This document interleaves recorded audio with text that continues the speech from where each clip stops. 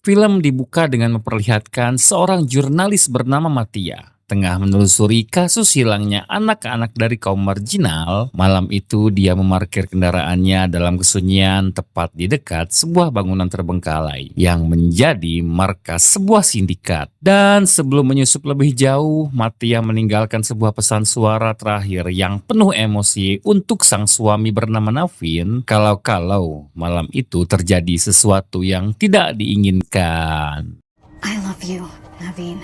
But I have to go. Dengan perlahan, Mattia berhasil menembus pertahanan fasilitas tersebut. Saat di dalam, Mattia mendengar suara tangisan seorang anak kecil yang berasal dari sebuah ruangan. Dan ketika Mattia mengintip, dia mendapati ada seorang anak yang akan dieksekusi oleh seorang algojo, di mana Mattia langsung menerobos masuk dan berusaha menghentikan aksi algojo tersebut. May nakapasok!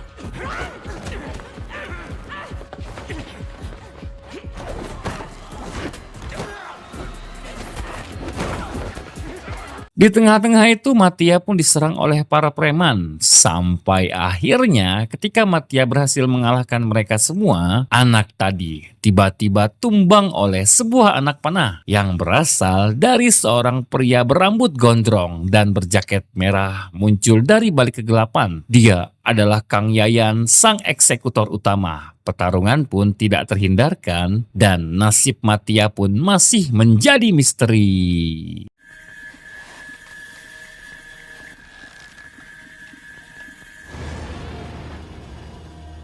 Film sendiri akan berfokus pada seorang pria bernama Wang Wei, seorang pria yang menderita tunawicara yang bekerja sebagai kuli serabutan, dan setelah istrinya meninggal dunia, Wang menjadi orang tua tunggal bagi putri semata wayangnya yang bernama Reni. Mereka menjalani kehidupan dalam keheningan, hanya berkomunikasi melalui bahasa isyarat, dan diketahui bahwa dalam 2 hari ke depan, Reni berencana akan terbang kembali ke Tiongkok untuk melanjutkan pendidikannya. 2天过后我就回国了，是说还行，还挺上进的。 Pada suatu malam, layar TV di rumah mereka menyiarkan berita yang cukup meresahkan tentang sindikat penculikan yang mengincar anak-anak jalanan karena mereka dianggap mudah dihilangkan tanpa jejak. Di sudut ruangan, Reni tampak melampiaskan emosinya dengan berlatih kungfu menggunakan boneka kayu buatan sang ayah. Tapi sebuah serangan membuat lengan boneka itu berayun balik dan menghantam kepalanya, di mana Wang bergegas menghampiri dengan khawatir. Namun Reni yang sedang dikuasai oleh amarah dan frustasi justru menampis perhatian ayahnya dan pergi begitu saja.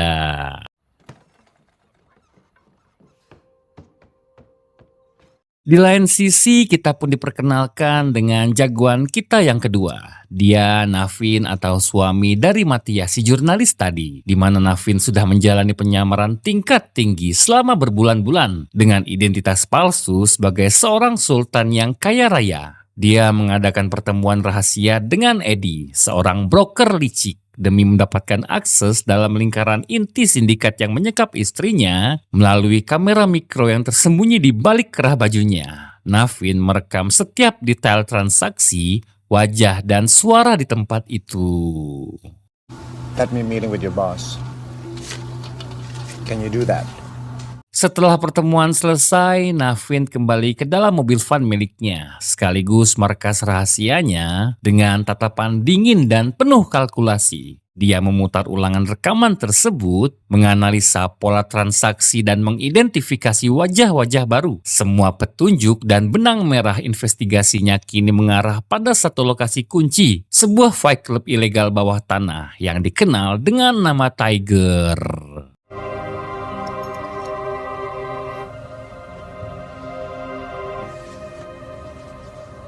Keesokan paginya, Wang membawa Reni ke sebuah salon untuk memotong rambutnya menjadi pendek. Tapi Reni menolak mentah-mentah karena lelah selalu diejek seperti laki-laki oleh teman-temannya. Di momen inilah sebuah fakta pahit terungkap Perlindungan ekstra yang selama ini diberikan Wang ternyata dirasakan Reni sebagai sebuah belenggu yang sangat menyesakan. Sambil menahan tangis, Reni meluapkan isi hatinya bahwa sejak kematian sang ibu, figur sang ayah pun ikut mati bersamanya. Alasan Reni enggan berlatih bela diri lagi bukan karena dia benci bela dirinya, melainkan karena ayahnya tidak pernah mau lagi berlatih bersamanya. Dengan kekecewaan yang memuncak, Reni berlari keluar dan meninggalkan salon itu.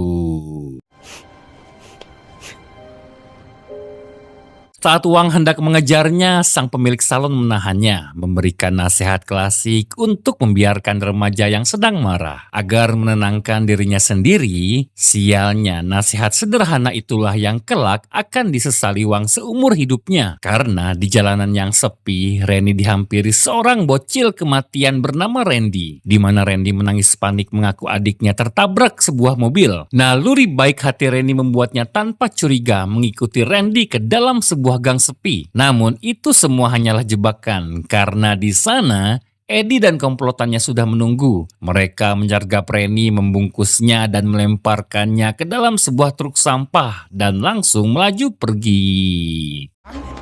Wala kang silbi. Wang sendiri mulai merasakan firasat buruk. Dia berlari keluar dari salon sekuat tenaga dan melihat truk sampah tersebut melaju dengan cara yang mencurigakan. Dan tanpa ragu sedikit pun, Wang melompat menghadang truk tersebut, merebut kunci kontaknya dan membuangnya jauh-jauh dari sana. Hingga saat truk berhenti mendadak, seorang preman berkepala botak dengan tubuh raksasa bernama Zaki turun dan menghajar Wang dengan kekuatan yang sangat brutal.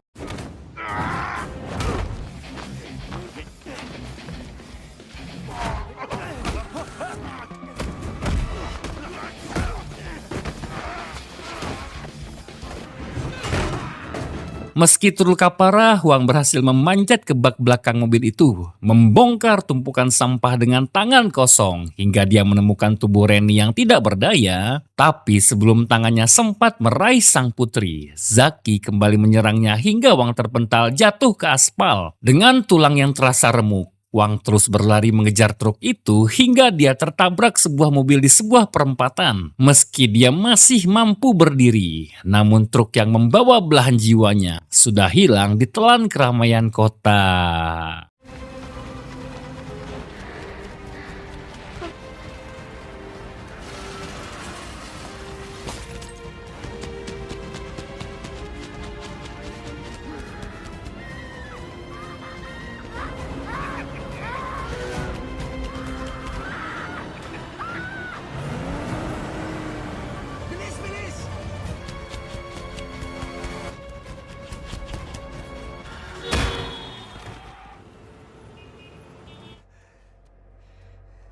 Dengan cepat Wang pun melaporkan penculikan itu ke kantor polisi. Di sana Wang mencoba menjelaskan kronologinya dengan cara menuliskan ciri-ciri pelaku, detail truk tersebut, hingga plat nomor yang masih jelas dalam ingatannya. Ironisnya, para petugas merespon dengan sangat dingin dan malah menyuruhnya mengambil nomor antrian. Dan di tengah-tengah itu ada seorang sersan baik hati bernama Siti yang mencoba membantu. Namun mereka dihadang oleh sang kapten korup bernama Amir yang meminta Wang untuk pulang dan menyerahkan semua urusan kasus ini kepada mereka. Yang padahal Amir berniat menghambat investigasi tersebut, di mana Wang akhirnya diusir pulang. Dan setelah dia pergi, polisi mengecek identitasnya dan terkejut ketika menemukan bahwa Wang sama sekali tidak tercatat di dalam database mereka. Wang seolah-olah adalah hantu yang muncul begitu saja dari ketiadaan. Who are you? He appeared out of thin air. Saat di rumah, Wang langsung membersihkan luka-lukanya sambil dihantui kenangan manis bersama Reni. Dan di tengah keputusasaannya, Wang teringat satu detail kecil yang sangat krusial. Dia mengingat sebuah brosur berlogo harimau atau tiger yang dia lihat sekilas di dalam truk sampah sebelumnya. Menyadari bahwa hukum tidak bisa diandalkan, malam itu juga Wang memutuskan untuk bertindak sebagai hakim jalanan. Dia berangkat sendirian menuju tempat tersebut.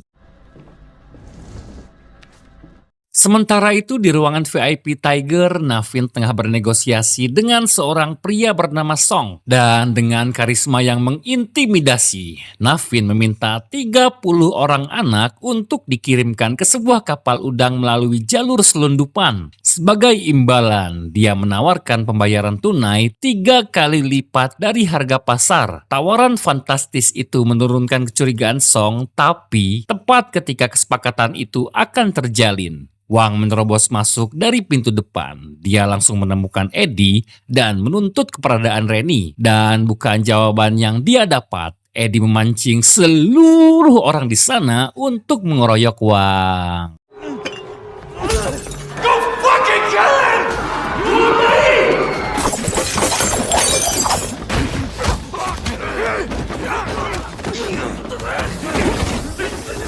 Mendengar kekacauan di luar, Song mengira ini adalah jebakan dari Navin. Sehingga Navin mau tidak mau terseret ke dalam pertempuran itu. Dan di tengah lautan penjaga, Wang bertarung dengan brutal hingga berhasil menembus ke dalam ring. Hingga ketika kondisi semakin kacau, Wang melihat Navin bergerak ke ruang CCTV dan langsung mengikutinya, mengira Navin adalah salah satu pimpinan gangster. Wang menyerangnya tanpa ampun dan di tengah-tengah itu, foto Rennie terjatuh dari saku jaketnya Wang. Navin yang melihat foto itu langsung menghentikan perlawanannya karena menyadari bahwa pria di hadapannya bukanlah musuh, melainkan seorang ayah yang sama-sama menderita kehilangan seorang yang dia cintai. You're looking for someone. Okay? So am I.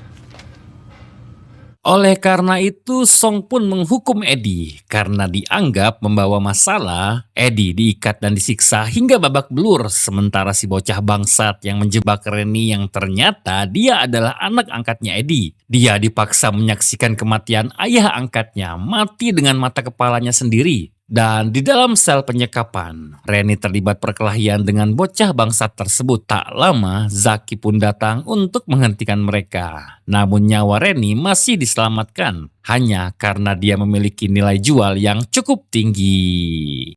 Hey, enough, big guy. Sementara itu, Navin membawa Wang ke dalam mobil van yang menjadi pusat markas rahasianya. Kedua pria itu mulai membedah data warisan dari Mattia. Dari foto-foto, jadwal pengiriman dan rekaman CCTV, semuanya mengarah pada sebuah truk pendingin es yang ternyata digunakan untuk menculik anak-anak yang tidak berdosa. Karena dinding tebalnya meredam suara teriakan anak-anak dari dalam. Dan setelah diselidiki, rute tersebut berakhir di sebuah pabrik balok es terbengkalai yang berjarak 1 jam dari pusat kota.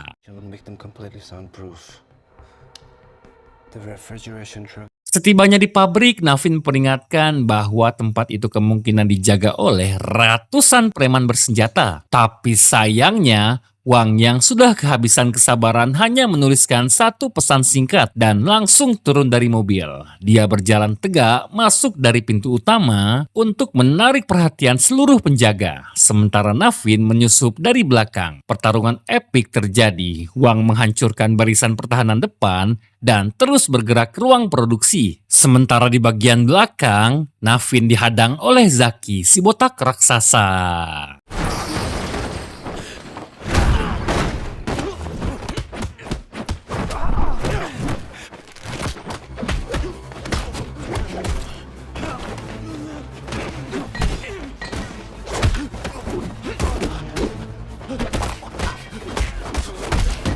Setelah menyapu bersih ratusan penjaga, Wang bergegas menyusul Navin. Namun mereka berdua dikejutkan oleh kedatangan Song yang membawa sebuah shotgun. Dan melalui kerjasama yang solid, Song berhasil dilumpuhkan. Tapi ketika Wang menemukan jaket milik Rennie yang bersimbah darah di lantai, akal sehatnya hancur berkeping-keping. Dalam keadaan kalap, dia meninju-ninju Song hingga hampir mati. Beruntung Navin segera menahannya, mengingatkan bahwa pria bangsat itu adalah satu-satunya kunci jawaban yang mereka miliki.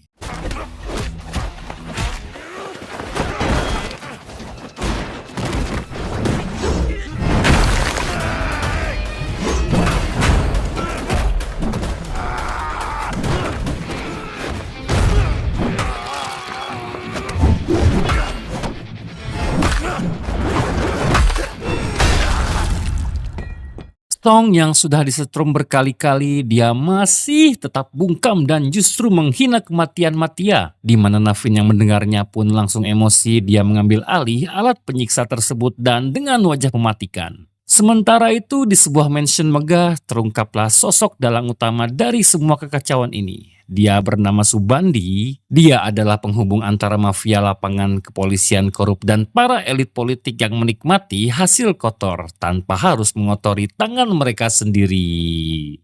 Is to do right by the family and remain secure. Secara bersamaan, Subandi tengah menemani istrinya yang hamil besar, di mana mereka memeriksa kandungannya dan dengan penuh kasih sayang, dia menamai calon bayinya dengan nama Mirai atau yang berarti masa depan, yang padahal Subandi hidup dari uang kotor yang dia hasilkan dari menghancurkan masa depan seorang anak yang sama sekali tidak berdosa. Dan di tengah-tengah itu, Amir menelponnya untuk melaporkan bahwa pabrik miliknya sudah dihancurkan oleh 2 orang penyusup, di mana Subandi merasa tetap tenang karena aset-aset pentingnya sudah dipindahkan ke lokasi lainnya. He'll want to hear from you face to face. He's mute, looking for his daughter.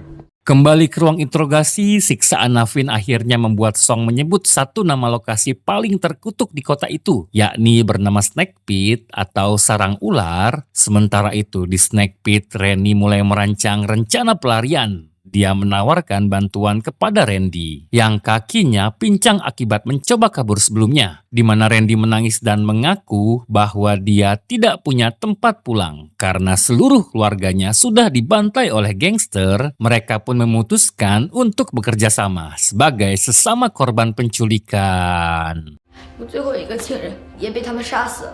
Setelah mendapatkan informasi, Song pun dilepaskan dan berusaha melarikan diri. Akan tetapi, Subandi yang sudah lebih dulu mengetahui pengkhianatannya, di mana Subandi mengutus Kang Yayan untuk memberikan hukuman mati kepada Song. Dan secara bersamaan, Naveen dan Wang tiba di kawasan industri Snake Pit. Naveen langsung menyalakan kamera ponselnya dan memulai siaran langsung menggunakan akun Matia untuk membongkar lokasi tersebut kepada publik, yang mana strategi ini berhasil mengubah opini massa menjadi senjata tidak terbendung dan memaksa kepolisian agar bertindak, hingga Siti yang melihat siaran itu pun langsung menggerakkan semua pasukannya. Hello everyone, my name is Naveen. Di dalam Snake Pit, Rennie memancing seorang penjaga masuk ke sel dan menggunakan teknik kungfu yang dulu ia benci untuk melumpuhkannya. Rennie mengeluarkan anak-anak lain untuk mencoba kabur. Namun sialnya, mereka dikepung oleh puluhan preman bersenjata. Tepat saat harapan hampir sirna, Wang menerobos masuk dan menghancurkan barisan gangster lalu memeluk putrinya. Dan ketika Wang berusaha pergi dari sana, Rennie menyadarkan ayahnya bahwa masih banyak anak yang harus mereka selamatkan, sehingga Wang pun ikut bertarung di sana.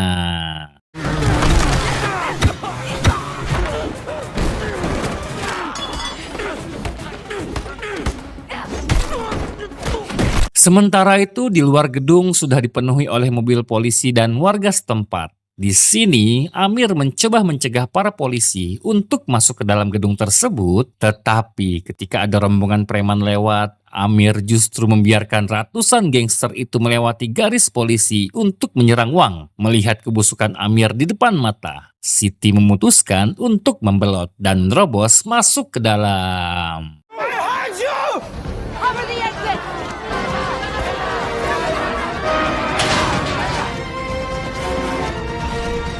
Kembali ke Wang yang menahan ratusan preman bersama Naveen, di mana Rennie memimpin anak-anak naik ke atas gedung. Dia langsung menyambung kain spray agar menjadi tali untuk turun dari sana. Dan ketika giliran Rennie, kain itu robek. Beruntungnya warga di bawah berhasil menangkapnya dengan selamat. Sampai akhirnya tersisa Randy yang masih ada di atas. Tepat saat dia hendak melompat, ada seorang preman yang mau melemparnya dari atas. Lalu yang terjadi...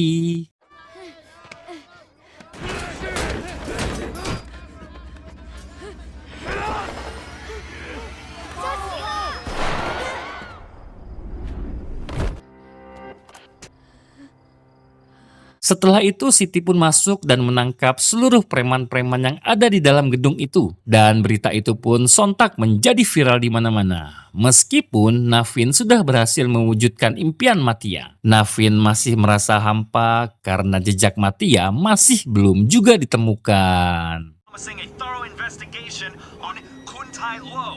Sementara itu di rumah mewahnya Subandi, para elit politik yang panik memutuskan untuk menjadikan Subandi sebagai kambing hitam demi menyelamatkan citra mereka. Mendengar hal itu, Subandi mengamuk dan membantai satu persatu dari mereka dengan sangat sadis.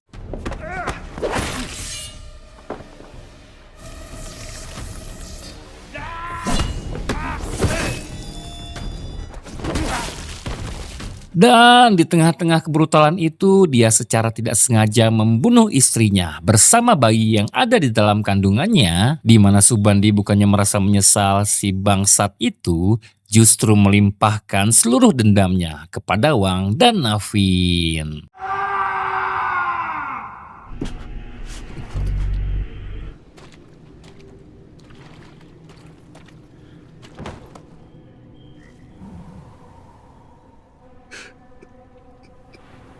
Di kantor polisi, Wang dan Naveen ditahan sementara waktu sambil menunggu proses hukum atas tindakan main hakim sendiri. Di balik jeruji, Naveen membuka luka lamanya. Dia bercerita bahwa sebelum Matia menghilang, mereka sempat bertengkar hebat karena Naveen memohon agar istrinya berhenti menyelidiki kasus berbahaya ini. Tapi Matia bersikukuh ingin menyelamatkan anak-anak itu. Kini misi yang dulu menjadi sumber pertengkaran mereka sudah Naveen selesaikan. Dan satu-satunya harapannya adalah bisa meminta maaf langsung kepada sang istri. I hope she can forgive me. We saved a lot of kids today. Di tengah-tengah itu mereka pun dikagetkan. Tiba-tiba lampu kantor polisi padam dan dalam hitungan menit Subandi dan Kang Yayan sudah membantai seluruh penjaga dan masuk dengan arogan. Dan ketika di bawah, mereka mendapati Wang dan Naveen berhasil menjebol penjara itu.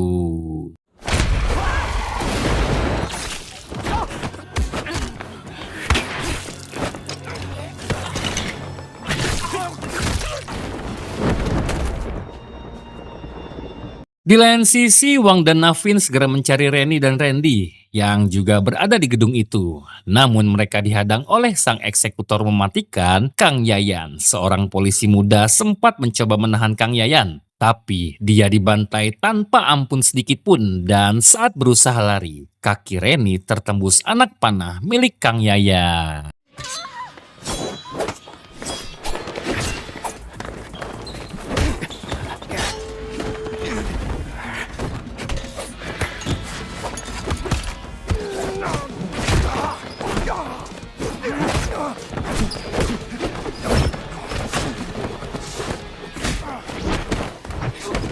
Pertarungan puncak pun semakin memanas ketika Zaki tiba-tiba muncul dengan dendam yang membara, menghantam siapa saja, baik Kang Yayan, Subandi maupun Wang dan Naveen, karena ayah angkatnya atau Song sudah terbunuh.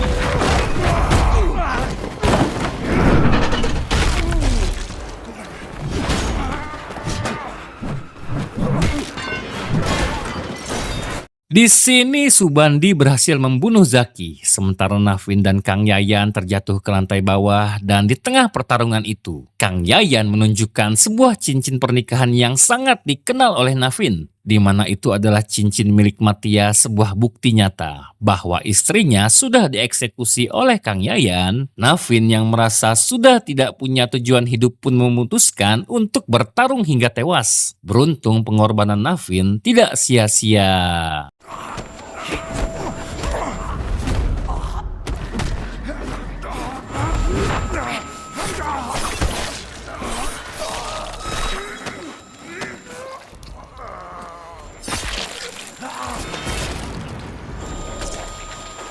Tak lama kemudian, Wang yang menemukan jasad Navin, dia terdiam dalam kesedihan mendalam. Namun ketika dia melihat Subandi mengejar Reni, kesedihan itu berubah menjadi amarah yang tidak terbendung. Wang menerjang Subandi lalu menghajarnya dengan membabi liar tanpa ampun hingga wajahnya hancur. Tapi tepat sebelum pukulan kematian mendarat, Reni berusaha menghentikan tindakan brutal sang ayah, di mana Reni memeluk ayahnya mencoba menenangkannya. Akan tetapi, Subandi yang menolak kalah mencoba bangkit untuk menyerang dari belakang. Dengan keberanian penuh, Reni dan Randy maju menghalangi Subandi dan memastikan riwayat Subandi berakhir di sana.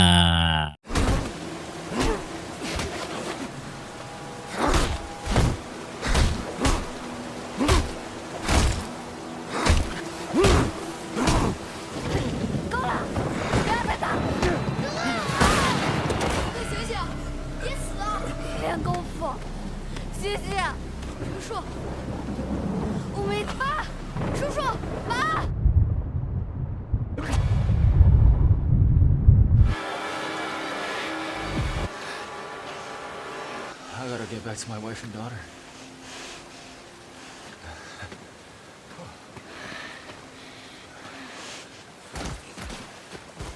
Satu bulan kemudian, sejak malam neraka itu, Wang berhasil bebas dari jerat hukum karena pembelaan diri. Di sebuah pantai yang damai, Wang, Reni, Randy yang kini menjadi bagian dari keluarga mereka, serta Siti berdiri menghadap ke lautan lepas. Bersama-sama, mereka menebarkan abu kremasi Navin ke udara sebagai penghormatan terakhir bagi sang pahlawan yang kini sudah kembali berkumpul bersama Mattia di kehidupan yang kedua.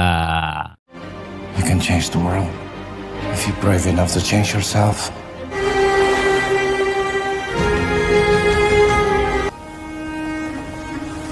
Dan film pun selesai. Intinya film ini mengingatkan kita sama satu hukum alam yang mutlak. Jangan pernah membangunkan monster di dalam diri seorang ayah yang lagi patah hati. Kasih sayang orang tua kadang memang sebrutal itu kalau udah urusan nyawa anaknya dan sistem hukum yang tutup mata. Buat kalian yang sudah nonton, langsung aja tulis di kolom komentar adegan mana yang menurut kalian paling pecah dan paling brutal. Ya udah segitu dulu, sampai ketemu di video selanjutnya.